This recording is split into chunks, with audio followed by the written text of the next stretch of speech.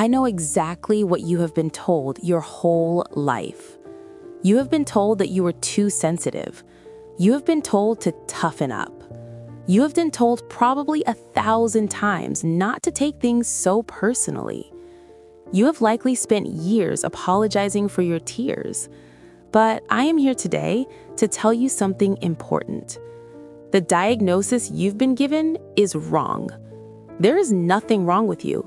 You are not weak, and you are certainly not a mistake. You are a supersensor. Psychologists call you a highly sensitive person, but I prefer a different term. You are a supersensor. While others are recording the world in standard definition, your brain is recording in 8K resolution. And today, we're going to look at the neuroscience that proves your sensitivity is not a defect. It is a high-performance radar system that the world desperately needs.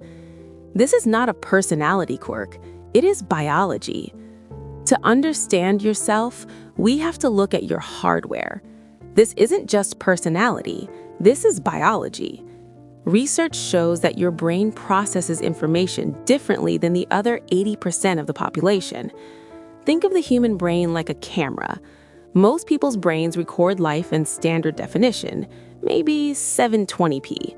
It's efficient, it gets the job done.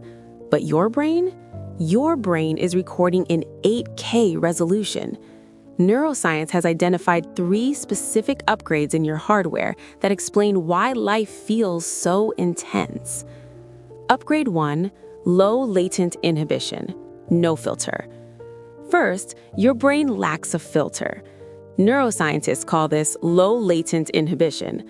Most brains are designed to ignore 90% of what they perceive to save energy.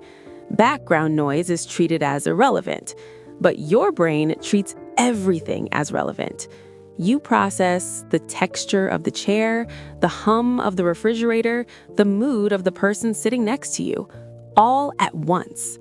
This is why you get overwhelmed, but it's also why you notice beauty, patterns, solutions that everyone else misses. Upgrade 2, hyperactive mirror neurons. Second, your mirror neurons are hyperactive. These neurons allow humans to empathize, but for you, you don't just understand that someone is sad, you feel their sadness in your own body.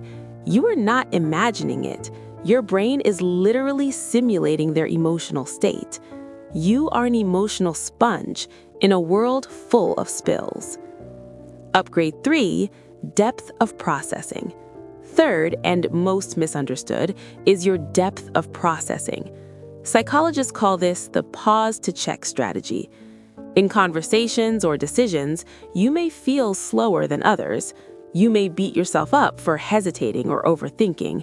But here is the science. You are not slow, you are thorough. While others react with shallow processing, your brain performs deep semantic encoding. You are connecting the present to past memories, predicting future outcomes, analyzing hidden meanings. You aren't hesitating because you're confused. You're hesitating because your brain is running a complex simulation to ensure the best outcome. That's not a bug. That's high-level computation. Now, you might ask, if this makes life so hard, why did evolution keep it? If sensitivity were a weakness, natural selection would have eliminated it thousands of years ago. But it didn't. It kept it. Why? Because the tribe needs you.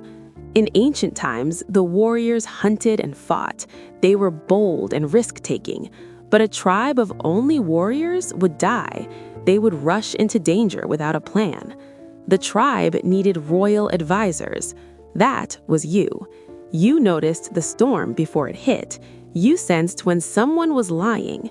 Your weakness was actually an early warning system. Modern society feels loud. It's fast, aggressive. It's built for warriors. That's why you feel out of place.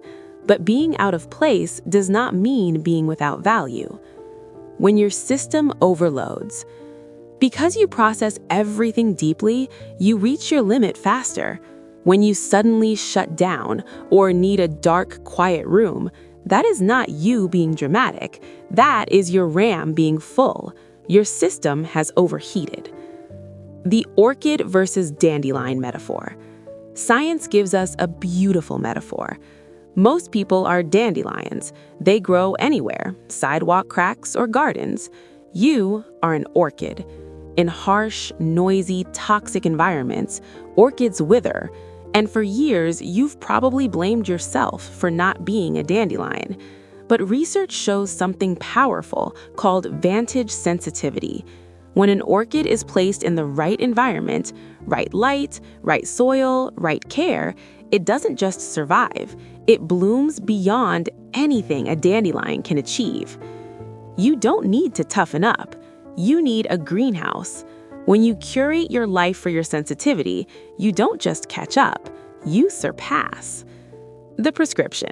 So here is the prescription. Stop trying to install a tougher filter. You cannot change your biology, and you shouldn't want to. The world has enough numbness. We don't need you to be thicker-skinned. We need you to protect your gift, build boundaries, honor your need for silence. Final truth. The next time someone tells you you are too sensitive, take a breath, smile internally, and remember the truth. You do not have a defect. You are seeing the world in 8K resolution. And in a disconnected world, your ability to feel is not a burden. It is what makes you human. Because you carry this high-resolution radar, you may have built walls around your private life. You may observe online but rarely post. To the outside world, you look like a ghost. But psychology says this silence isn't empty. If you want to know whether your digital silence is high confidence or hidden anxiety, click the video on screen. I break down the psychology of the online ghost and why stepping back might be the healthiest move a super sensor can make. I'll see you there.